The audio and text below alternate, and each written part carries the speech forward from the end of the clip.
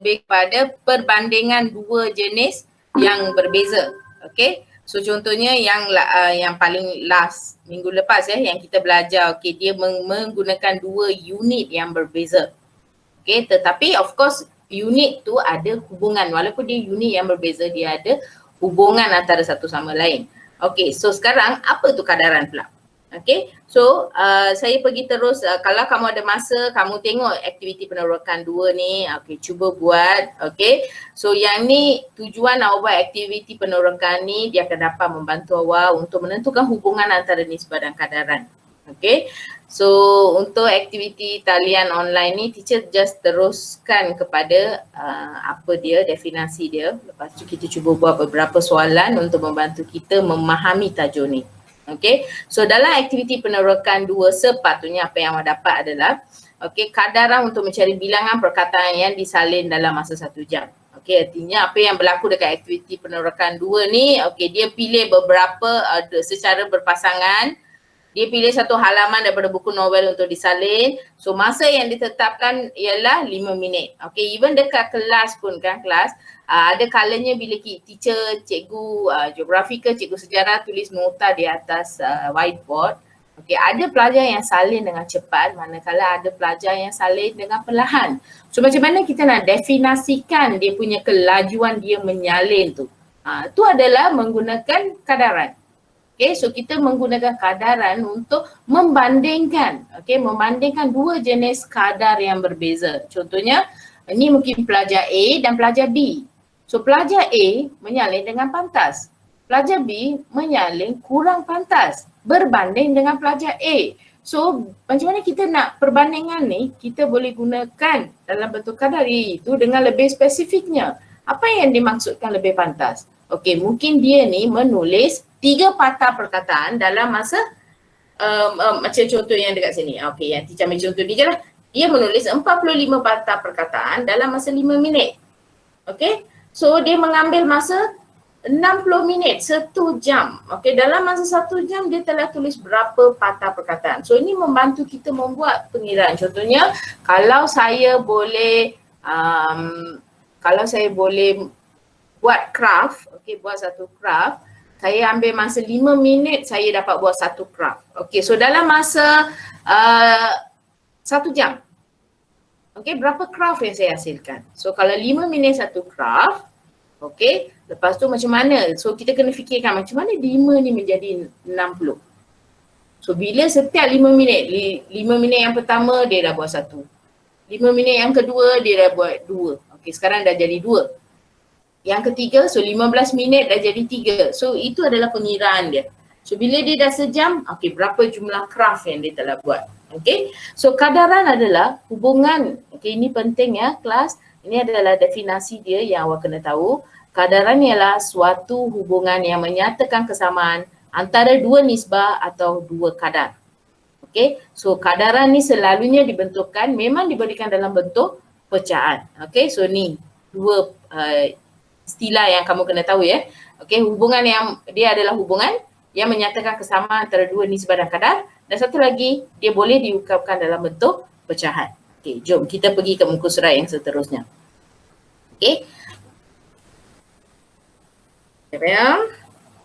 Teacher akan pilih soalan ni dan kita akan cuba buat soalan ni di muka surat yang lain. So saya akan cuba explain macam mana kita nak selesaikan contoh 7 ni. So ni adalah soalan kamu. So kita akan cuba buat soalan ni bersama-sama supaya awak faham, dan daripada soalan ni teacher harap awak dapat menyelesaikan soalan-soalan yang lain. So kita tengok soalan yang pertama. Tulis satu kadaran bagi setiap situasi yang berikut. So jika 10 biji kacang mempunyai jisim 17 gram. So kita ada 10 biji kacang tapi jisim dia 17 gram. Maka 30 biji kacang mempunyai jisim 51 gram. So kita nak tengok, dia nak kita tulis dalam bentuk apa ni? Mula-mula dia nak kita tulis dalam bentuk kadaran. So jom kita buat dalam bentuk kadaran dulu ya.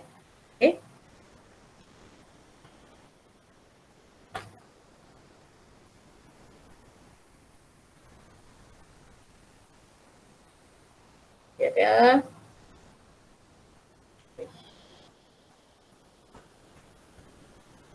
Okey. Okey, so bila kita tulis dalam bentuk kadaran, kita kena pasti dulu dua kadaran dia. Mana satu dua kadaran dia? Okey, kadaran yang pertama adalah di sini. Okey, ini adalah kadaran yang pertama. Okey. 10 biji kacang jisim 17 gram. Ini adalah yang pertama. Yang kedua adalah 30 biji kacang dengan 51 gram ni. Okey. So jom. 10 biji kacang dengan 17 gram ni. Okey, so kalau saya nak cari okey berat satu kacang. Okey, so sebab tu kita kena guna 17 gram ni di hadapan ya, di depan lah maksudnya. Okey, 17 gram 10 biji kacang.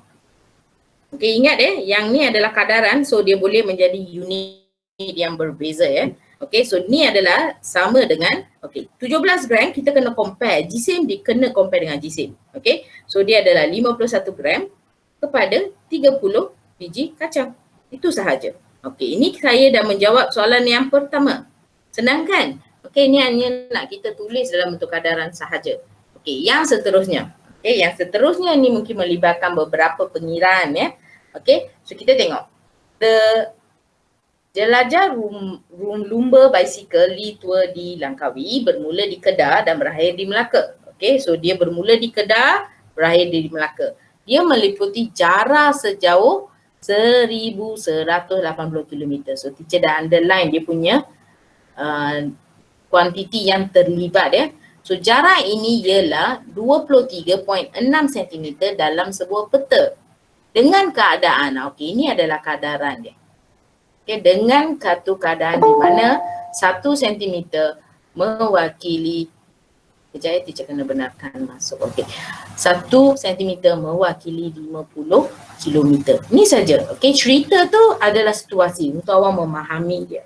Okay, so jom kita cuba buat soalan ni ya. Okey, so dalam soalan ni kadaran kadaran yang dah ada adalah 1 cm mewakili 50 km. So yang tu yang kita tulis dulu. Okey, 50 km. Okey, 1 cm. Awak faham kan dekat peta, okey, saiz sebenar peta adalah tidak sama dengan keadaan sebenar. Okey, so dalam peta tu dia telah dilukiskan dalam skala yang lebih kecil. Okey, sebab tak bolehlah nak muat satu peta Malaysia kalau kita nak lukis dengan ukuran yang sebenar, tak bolehlah muat dekat sekeping kertas kan. Okey, sebab tu dia reka peta, dia reka skala. So dalam skala tu kan, kalau kita tengok peta, okey, dia ambil benang dan dia ukur. Okey, dia tengok jarak dia adalah 23.6 cm. Okey, so ni yang kita nak compare. 23.6 cm ni. Okey, so awak tengok ya. Teacher pastikan yang teacher letak unit yang sama. 1 cm dengan 23 ni. Dia kena unit yang sama tu. Okey, so kita tak boleh terbalikkan dia ya. Okey, so sekarang yang ni dah 50 km. So sini berapa? 1180. Itu sahaja kelas. Kita dah selesai dah. Okey, so ini adalah contoh cara nak menulis. Okey, jom kita tengok soalan untuk menyelesaikan pula ya. Okey, untuk menyelesaikan, teacher ambil contoh yang seterusnya. So nanti awak mungkin ada 1 atau 2 soalan daripada latihan 4.3A ni ya. So ni adalah latihan awak. Okay, tak apa, teacher pilih terus soalan lah. Okay, saya akan suruh awak buat soalan 1A dengan soalan 1C. Okay, soalan-soalan ni kelas, teacher ingatkan semula segala soalan awak saya ambil daripada buku teks. Okay, so tolong rujuk buku teks awak. Okay, kalau pelajar yang tak ada buku teks nanti, okay, teacher sebab buku teks ni dia ada dalam bentuk soft copy nanti mungkin you boleh PM teacher boleh hantar kat awak ya. Okay, seterusnya. Bagaimana anda menentukan nilai yang tidak diketahui dalam satu kadaran? Okey, sekarang kita belajar cara nak buat penyelesaian masalah. Okey, so kos tenaga elektrik ialah 43.6 sen bagi 2 kilowatt. Okey, berapakah kos untuk penggunaan elektrik sebanyak 30 kilowatt ya? Okey, so jom kita buat soalan ni bersama-sama. Okey.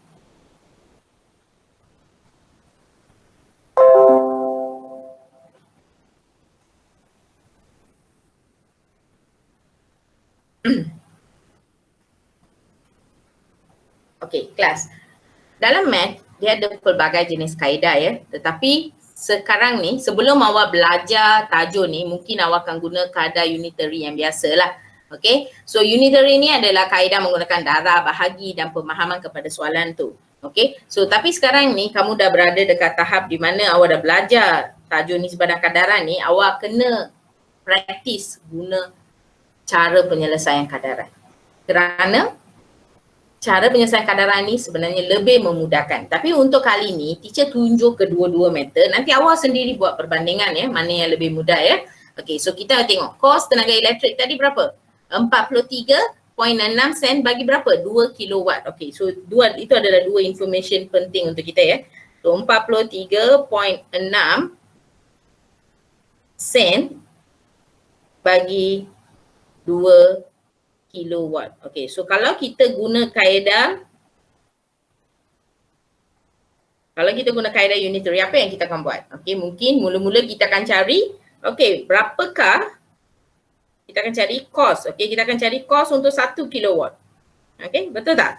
Ini yang pertama yang masuk ke kepala kita. The first thing that we have to do is nak cari kos untuk 1 kilo. Macam mana 1 kilowatt tu? Okay, so 1 kilowatt macam mana awak nak cari nilai dia? Okay, awak akan ambil 43.6, lepas tu awak akan bahagi 2. So, bila awak bahagi 2, awak akan dapat 21.8 sen. Okay, so artinya setiap 1 kilowatt, okay, kilowatt jam, okay, harga dia adalah 21.8 sen.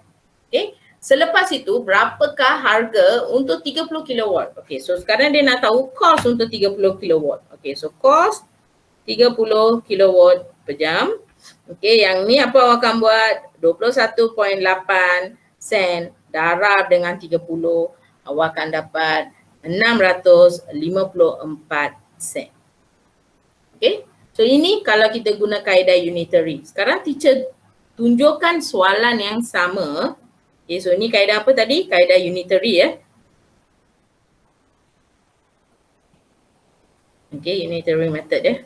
Okay, so saya guna soalan yang sama tapi teacher guna soalan dalam bentuk kadaran. So kalau kita nak tunjuk dalam bentuk kadaran, okay, kita tulis dulu kadaran dia. So kadaran pertama adalah 43.6 sen. Lepas tu yang sini adalah 2 kilowatt jam. Okay. Lepas tu kita compare sebab kita nak tahu berapa sen. Tak tahu ya berapa sen. Ini adalah X sebab kita nilai yang kita tak pasti. Awak dah belajar anu semasa sekolah rendah kan? Okay. So 30 kilowatt per jam. Okay. So kita dah tulis ni kan. Selepas itu baru kita tengok perkaitan. Macam mana dua ni, okay, macam mana dua ni boleh jadi 30. Okay, so macam mana 2 boleh jadi 30? Okay, so 2 darab berapa dapat 30? 15. Okay, very good. Okay, so 2 darab dengan 15. So apa yang kita buat ni, kita kena pastikan kita ni sama rata ya, dia kena buat secara adil. Okay, so dekat atas pun kita kena darab dengan 15. Okay, so 43.6. Okay, cuba awak darab dengan 15. So X adalah sama dengan 43.6 darab dengan 15. So berapa nilai X? Ada kalkulator? Ya, siapa tadi? Okey, 654 sen. Okey, siapa saya jawabkan? Okey, 654 sen dah. Kalau kamu tengok, sama tak nilai dia? Sama kan? Sama kan?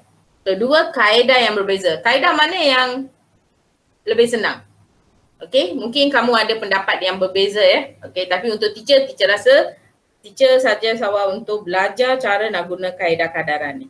Okay, sebab kaedah kadaran ni memudahkan lagi kerja awak ya. So, ni adalah kaedah kadaran atau proportion. Okay, boleh kelas? Faham tak contoh ni? Faham ya? Okay, so itu je yang teacher nak, itu adalah 4.3. Okay,